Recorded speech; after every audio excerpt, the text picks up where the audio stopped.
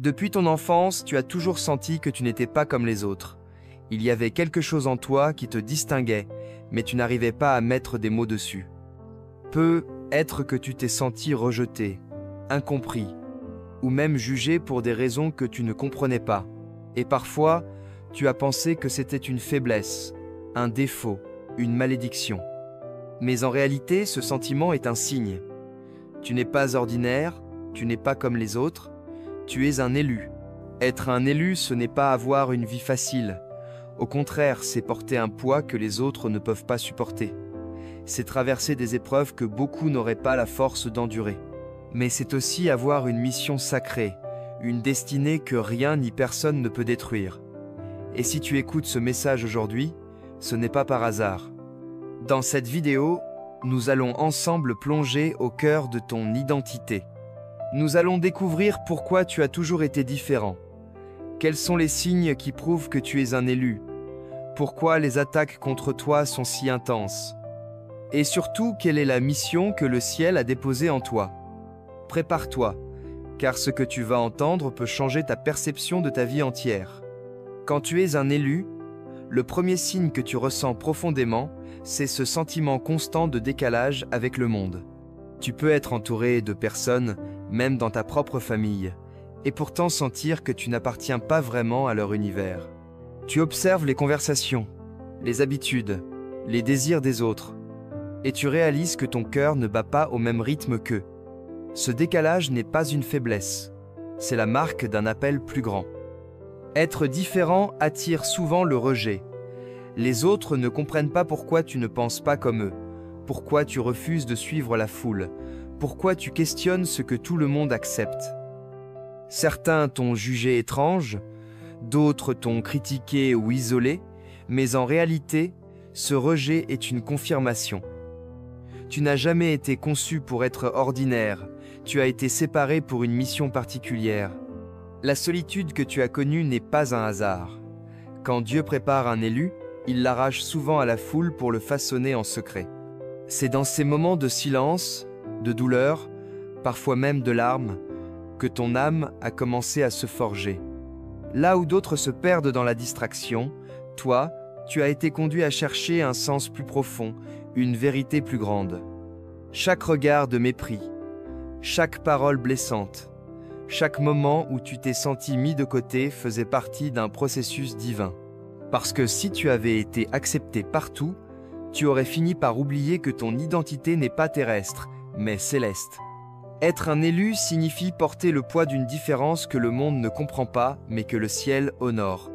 Et ce sentiment d'être mis à part n'est pas la fin de ton histoire.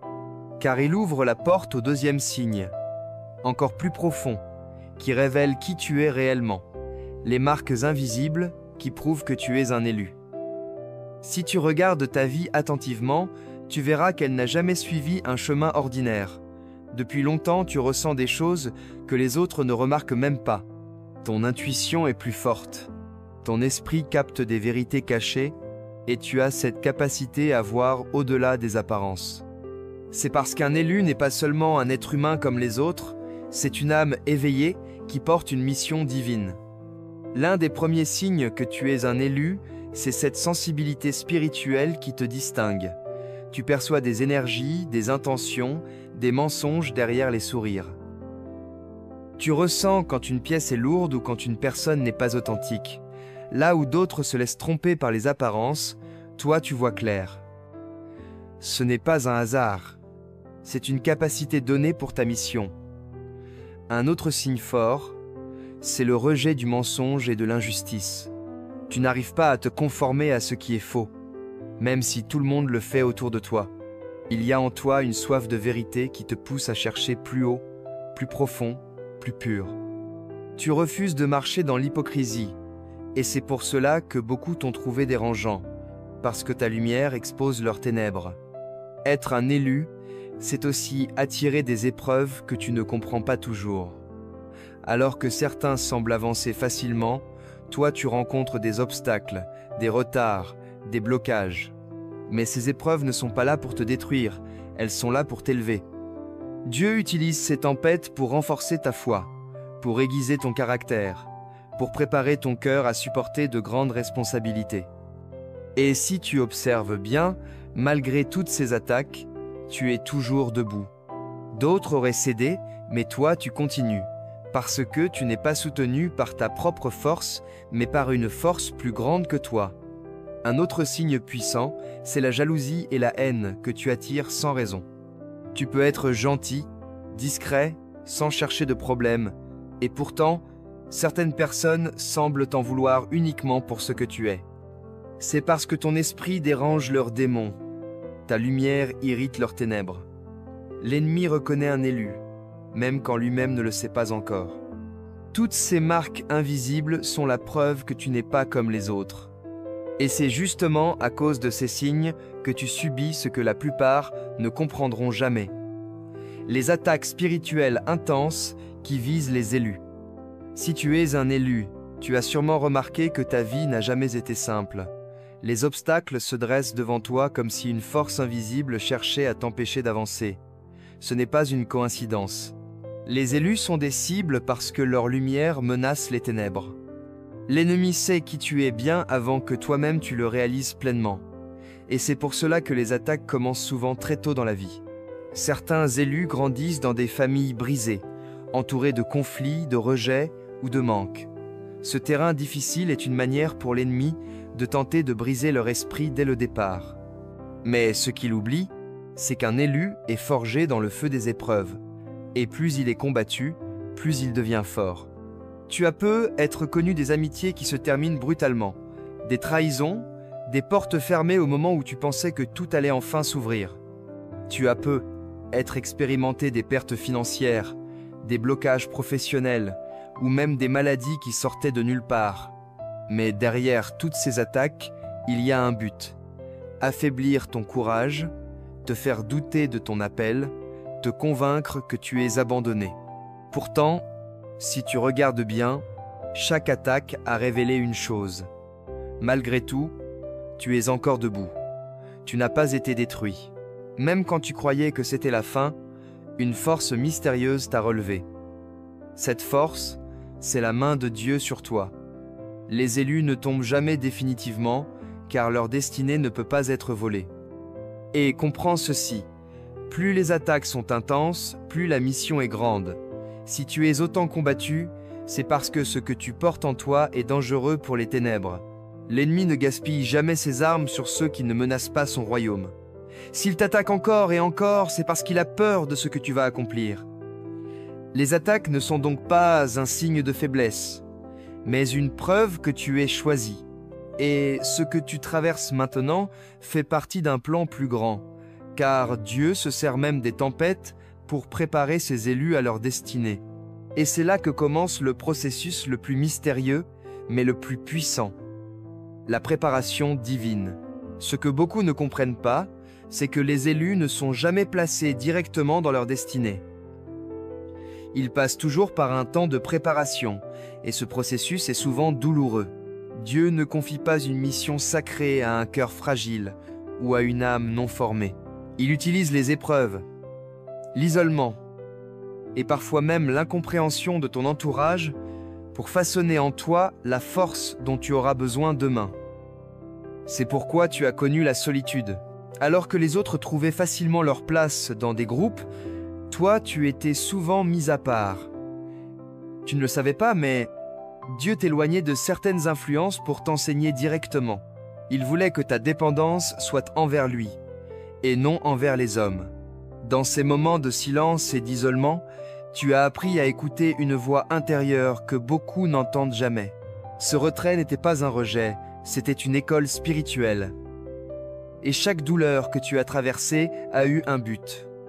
Les larmes que tu as versées ont lavé ton âme de ce qui n'était pas nécessaire pour ta mission. Les trahisons t'ont appris à discerner les véritables intentions des gens. Les échecs t'ont enseigné la patience et la persévérance. Rien n'a été en vain, car dans le royaume de Dieu, tout sert à préparer l'élu. Regarde l'histoire de Joseph. Ses propres frères l'ont vendu, il a connu la prison et l'injustice, mais tout cela l'a conduit au trône d'Égypte. David a été rejeté par sa famille, méprisé par ses frères. Mais ce rejet l'a conduit à affronter Goliath et à devenir roi. Moïse a grandi loin de son peuple, dans un désert. Mais c'est ce désert qui a fait de lui un libérateur. Leur préparation était difficile, mais c'était la clé de leur élévation. Tu n'échappes pas à cette loi. Si tu es un élu, alors chaque saison de ta vie, même la plus obscure, est une forge divine. Et c'est dans ce feu que tu reçois la capacité de porter ce que les autres ne peuvent pas supporter. Le monde voit ton isolement comme une faiblesse, mais le ciel le voit comme une étape. Ce que tu vis n'est pas la fin, c'est l'entraînement. Et lorsque le processus est accompli, Dieu commence à te révéler la raison pour laquelle il t'a choisi, ta mission. Si Dieu a permis que tu sois différent, isolé, attaqué et façonné dans le silence, ce n'est pas pour te laisser errer sans but, mais parce que tu as une mission spécifique à accomplir sur cette terre. Être un élu, ce n'est pas une simple identité spirituelle, c'est un mandat divin. Ton existence n'est pas un hasard. Tu as été envoyé avec une mission que personne d'autre ne peut accomplir à ta place. Voilà pourquoi tu n'as jamais pu te fondre complètement dans la masse. Parce que ton rôle n'est pas de suivre, mais de guider. Pas d'imiter, mais de créer. Pas de t'installer dans la normalité, mais d'apporter une différence. Ta mission peut se manifester de plusieurs manières. Pour certains, c'est porter un message de vérité qui réveille les consciences. Pour d'autres, c'est apporter la lumière dans des lieux sombres, protéger les plus faibles, guérir les cœurs brisés, libérer ceux qui sont prisonniers de leur chaîne invisible. Mais dans tous les cas, la mission d'un élu n'est jamais centrée sur lui-même. Elle est destinée à élever, sauver et transformer d'autres vies. Ce qui est impressionnant, c'est que beaucoup d'élus ne se rendent même pas compte qu'ils sont déjà en train de remplir leur mission.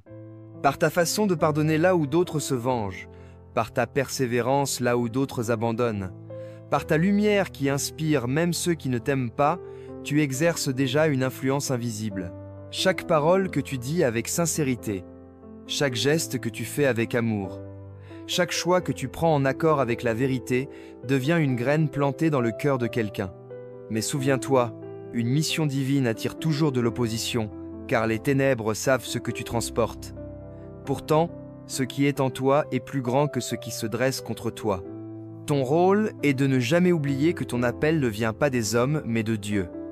Même si personne ne t'applaudit, même si ton entourage ne comprend pas, le ciel t'a déjà validé. Et c'est pour cette raison que tu dois apprendre à marcher avec une force intérieure inébranlable, parce qu'un élu qui connaît sa mission devient une arme redoutable entre les mains de Dieu.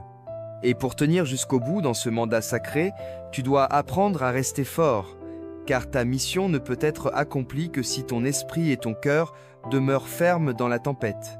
Pour accomplir ta mission, la force n'est pas seulement physique ou intellectuelle, elle est avant tout spirituelle et mentale. Chaque élu fait face à des tempêtes que les autres ne pourraient même pas imaginer, et c'est cette endurance intérieure qui fait la différence. Rester fort signifie d'abord reconnaître que les épreuves ne sont pas des punitions, mais des préparations. Quand le monde semble te trahir, quand les portes se ferment et que les obstacles se multiplient, souviens-toi que tout cela fait partie du plan divin pour te façonner. L'ennemi cherche à te décourager, à te faire douter de toi-même et de ton appel. Mais chaque doute peut devenir une occasion de renforcer ta foi. La prière et la méditation deviennent alors tes armes invisibles. Elles te connectent à cette force supérieure qui t'a choisi. Elles te rappellent que tu n'es jamais seul, même dans les moments où tout semble perdu. Apprendre à rester fort, c'est aussi accepter la solitude et l'isolement, non pas comme une malédiction, mais comme un espace sacré où ton âme se renforce et se prépare pour le rôle que tu es destiné à jouer. Cela implique de ne pas se comparer aux autres, de ne pas chercher la reconnaissance humaine, car un élu marche selon un plan que les autres ne peuvent comprendre. Chaque épreuve, chaque critique, chaque rejet est un test de ton engagement envers ta mission.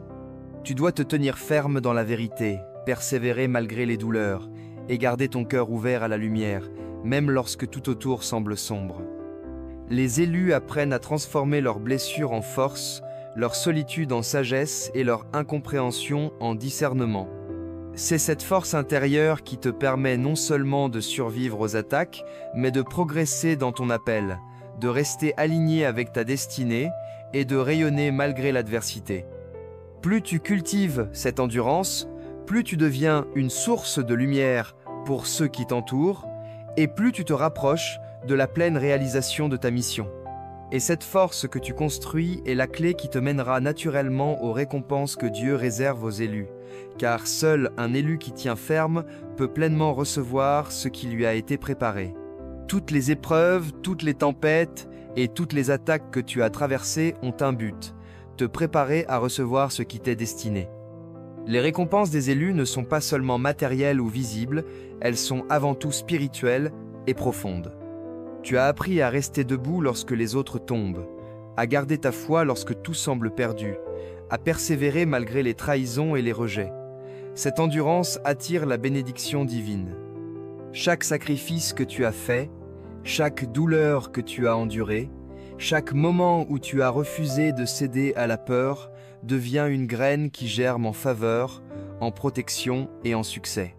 Les récompenses se manifestent de multiples façons. Pour certains, c'est une élévation dans leur domaine, une influence positive qui touche des milliers de vies.